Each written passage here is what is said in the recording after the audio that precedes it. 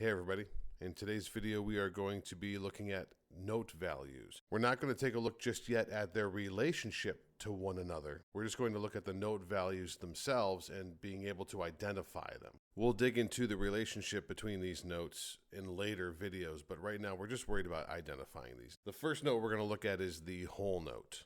Many people remember this note visually because it just looks like a hole. The next note is the half note. This looks very similar to the whole note, but it has the stem coming out of it. The stem changes sides depending on whether the whole note is facing upward or downward. The deciding factor on whether or not that half note points upward or downward is which side of line 3 is it on. If the half note is above line 3, the stem is going to point downward into the staff. If the half note is below line 3, the stem is going to point upward into the staff. If we take that half note and color in the circle on it, we end up with a quarter note. Quarter notes can then be subdivided into eighth notes. Here's one individual eighth note, and here are 3 eighth notes tied together. The appearance is a little bit different. The single individual eighth note on the stem has what's called a flag hanging off the side. When there are a series of eighth notes in a row, those flags connect together to form what we call a line.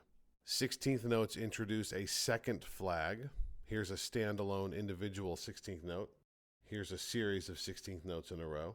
And the last note we're going to work on for our purposes here is the 32nd note. And this also introduces one extra line. Here's a standalone 32nd note.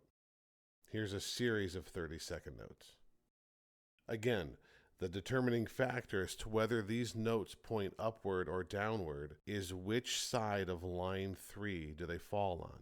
If any of these notes are below line 3, the stems point upward. If any of these notes are above line 3, the stems point downward. If the note is below line 3, the note must point upward and the stem must come out of the right side of the note. If the note is above line 3, the stem must point downward and must come out of the left side of the note. If the note is on line 3, it can point in either direction, and it's usually up to the discretion of the composer.